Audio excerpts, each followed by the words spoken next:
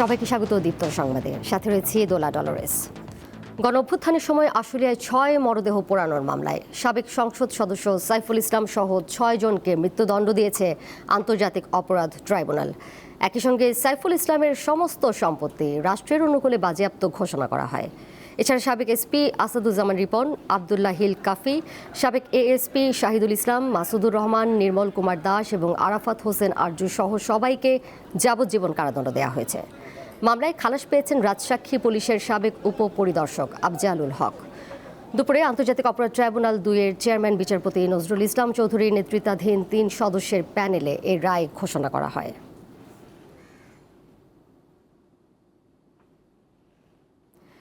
দর্শক, কিছুক্ষণ আগে এই রায়টি ঘোষণা করা হয়েছে। এই মুহূর্তে সেখানে আইনজীবীদের ব্রিফিং চলছে, আমরা সরাসরি চলে যাচ্ছি সেখানে।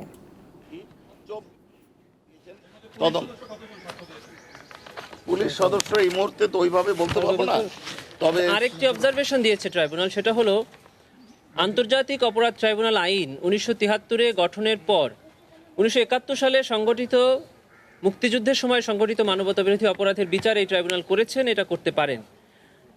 তার সাথে সাথে ট্রাইব্যুনাল বলেছেন যে জুলাই গণঅভ্যুত্থানে যে মানবতাবিরোধী অপরাধ সংগঠিত হয়েছে সেই অপরাধের বিচার করার ইখতিয়ার এই ট্রাইব্যুনালে আছে।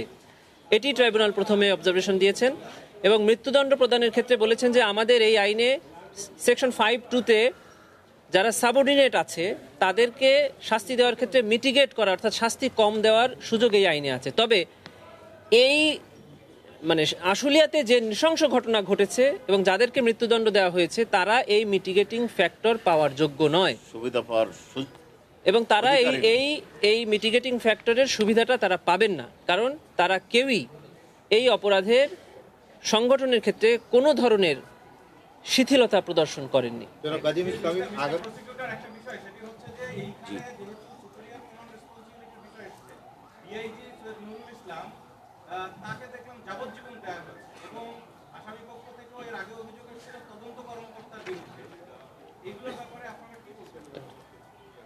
এ ব্যাপারে আপনাদেরকে আমরা যেটা বলি, প্রথমেই আপনাদেরকে বলেছি যে আমরা জাজমেন্টের কপি সংগ্রহ করব, অবজারভেশন সম্পূর্ণ দেখব, তারপরে ব্যবস্থা নিব। তবে আপাত দৃষ্টিতে মনে হচ্ছে এই যাদের যাবজ্জীবন দেওয়া হয়েছে তারা সুপিরিয়র যে ডিআইজি, এসপি, এডিশনাল এসপি, এরা ঘটনাস্থলে ছিলেন না, সম্ভবত এই বিবেচনা করেছেন ট্রাইব্যুনাল। কিন্তু আমরা তাদের সংশ্লিষ্টতা যথার্থভাবে প্রমাণ করতে সক্ষম হয়েছি এ বিষয়ে, এবং ওনারা প্রমাণের সাথে একমত হয়েছেন। আমরা যে সাক্ষ্য উপস্থাপন করেছি দোষী এটার সাথে একমত হয়েছে, কিন্তু সেন্টেন্সিং ক্ষেত্রে কারণ এই লাশ পোড়ানোর সময় তারা উপস্থিত ছিলেন কিনা এই বিষয়টি হয়তো বিবেচনায় নিয়েছেন। তারপরে আমরা জাজমেন্ট দেখব, দেখার পরে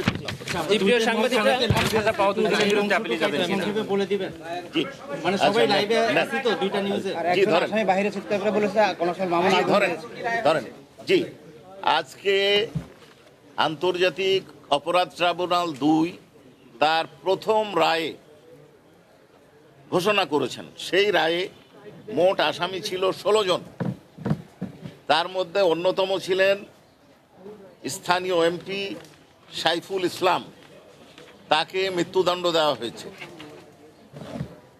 আশুলিয়া থানার ওসি AFM শাহেদ রনিকে মৃত্যুদণ্ড দেওয়া হয়েছে। এসআই আব্দুল মালেককে মৃত্যুদণ্ড দেওয়া হয়েছে। এএসআই বিশ্বজিৎ শাহকে মৃত্যুদণ্ড দেওয়া হয়েছে। কনস্টেবল মুকুল চোকদারকে মৃত্যুদণ্ড দেওয়া হয়েছে। রনি ভূঁইয়া যুবলীগ সদস্য, তার মৃত্যুদণ্ড দেওয়া হয়েছে। যাবজ্জীবন কারাদণ্ড, অর্থাৎ মোট 6 জনের মৃত্যুদণ্ড দেওয়া হয়েছে। যাবজ্জীবন কারাদণ্ড দেওয়া হয়েছে 7 জনকে। তারা হলেন DIG Syed Nurul Islam, SP Asaduzzaman Ripon, additional SP Abdullah Hil Kafi, additional SP Shahidul Islam, inspector তদন্ত Masudur Rahman, inspector operation Nirmal Kumar Das, inspector DB Arafat Hossain Arju. 7 বছরের কারাদণ্ড দেওয়া হয়েছে এসআই আরাফাত উদ্দিন এবং এএসআই কামরুল ইসলাম, অর্থাৎ 2 জনকে। এবং অপর আসামি এসআই আফজালুল হক, তিনি ট্রু এবং ফুল ডিসক্লোজার করে অনারেবল ট্রাইব্যুনাল যে শর্ত দিয়েছিলেন যে পূর্ণাঙ্গ সত্য প্রকাশ করবেন ঘটনার, সেইটা প্রকাশ করায় তাকে মুক্তি দেওয়া হয়েছে। গাজী ইসলামী, আপনার কাছে আমার একটা প্রশ্ন, সেটা হলো যে 7 দিন পর জাতীয় সংসদ নির্বাচন। জি। আমরা একটা ত্রিকোণমিতি সমীকরণের সামনে দাঁড়িয়ে আছি। অনেক যুদ্ধ এই আহত নিহতদের পরিবার অনেকে আশঙ্কা করছেন যে যেহেতু 7 দিন পর নির্বাচন, নতুন সরকার আসতে পারে, যে সরকারই আসুক, তার কেউ আশঙ্কা করছেন যে এই বিচারটা চলবে কিনা, এরকম একটা শঙ্কা তাদের মধ্যে আছে। প্রসিকিউশনের মধ্যে একটা শঙ্কা আছে, কোন দল ক্ষমতায় আসে সেখানে সেই সমীকরণ আপনাদের ক্ষেত্রেও আছে। সার্বিক বিবেচনায় এই যে আপনারা গত 1 মাসে 12টা চার্জশিট পেলেন, সার্বিক বিবেচনায় এই বিচারটা আসলে কি নির্বাচিত সরকার আসলে কন্টিনিউ হবে, নাকি এটা শঙ্কার যে জায়গাটা সেটা কি আশঙ্কা করছেন আপনারা? জি, একটু উত্তরটা আমি দিচ্ছি। আমরা প্রসিকিউটরগণ এই ব্যাপারে চিন্তিত নই, বিভ্রান্ত নই, এবং আমরা মনে করি না যে প্রসিকিউশন সরকার পরিবর্তনের কারণে বা প্রসিকিউশনের কোনো সদস্য পরিবর্তন হলে বা না হলে বিচার প্রক্রিয়া স্থিমিত হয়ে যাবে বা থেমে যাবে বা ধীরগতি হবে, এটা আমরা মনে করি না। বাকি রাজনৈতিক বিষয়ে মন্তব্য করার কোনো ইচ্ছা আমাদের নেই। আমি বলেছি এই রায়ের ব্যাপারে আমরা যেটা হয়েছে আপনাদের সামনে তুলে ধরেছি, এবং এটা আমরা পর্যালোচনার পর সিদ্ধান্ত নিই। রায়ের পর একজন আশুলিয়ায় 6 মরদেহ পোড়ানোর মামলার রায় নিয়ে আইনজীবীরা ট্রাইব্যুনালে এই মুহূর্তে ব্রিফিং করছেন এবং তারা সাংবাদিকদের বিভিন্ন প্রশ্নের উত্তর দিচ্ছিলেন। আমরা সরাসরি সেখানে ছিলাম। পরের প্রসঙ্গে যাচ্ছি। New Mooring container terminal NCT Dubai ভিত্তিক বহুজাতিক অপারেটর ডিপি ওয়ার্ল্ডকে ইজারা দেওয়ার সরকারি সিদ্ধান্তের প্রতিবাদে অনির্দিষ্টকালের ধর্মঘটে অচল হয়ে পড়েছে চট্টগ্রাম বন্দর। এর ফলে দেশের আমদানি রপ্তানি কার্যক্রম মারাত্মকভাবে ব্যাহত হচ্ছে। তৈরি হয়েছে নজিরবিহীন বাণিজ্যিক ও অর্থনৈতিক সংকট। প্রতিদিন হাজারো পণ্যভর্তি কন্টেইনার খালাস হয় যে বন্দরে, সেখানে গত 2 দিনে বের হয়নি একটি কন্টেইনারও। জাহাজ থেকে প্রতিদিন গড়ে 8,000 কন্টেইনার ওঠানামা করা যেটিও স্থবির। উদ্ভূত পরিস্থিতিতে আলোচনার জন্য সকালে বন্দরে গেলে সেখানে গেটে নৌ পরিবহন উপদেষ্টাকে বহনকারী গাড়ি বহর আটকে বিক্ষোভ করেন আন্দোলনরত শ্রমিক কর্মচারীরা। চট্টগ্রাম বন্দরের পরিস্থিতি নিয়ে জানাতে যুক্ত রয়েছেন সহকর্মী রুনা আনসারি। যাচ্ছি তার কাছে। রুনা, এই মুহূর্তে বন্দর তো অচল অবস্থায় রয়েছে, নিশ্চয়ই সমস্যার সমাধানে কোনো অগ্রগতি কি দেখতে পাচ্ছেন? কোনো আশ্বাস কি বন্দরের কর্মকর্তা কর্মচারীরা পেলেন?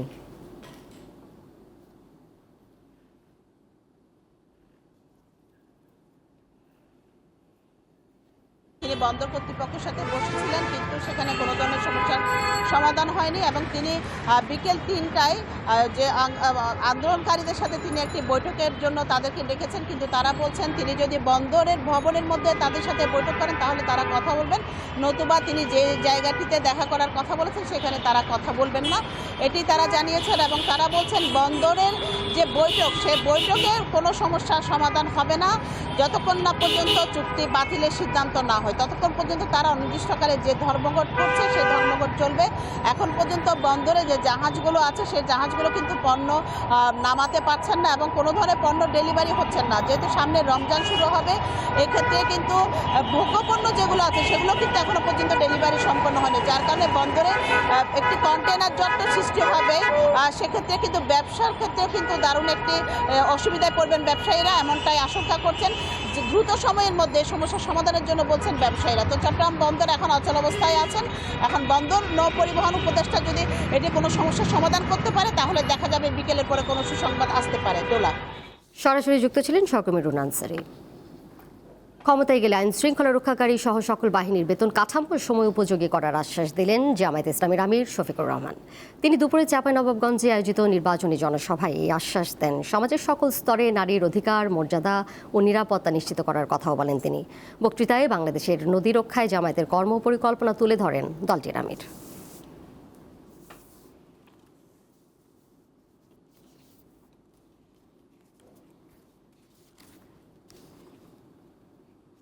আর এই ছিল এখনকার মতো। পরের সংবাদ দেখবেন বিকাল 5টায়। এছাড়া আরও তথ্য এবং বিনোদনের নানা খবরাখবর জানতে যুক্ত থাকুন দীপ্ত ডিজিটাল প্ল্যাটফর্মে। ধন্যবাদ সবাইকে।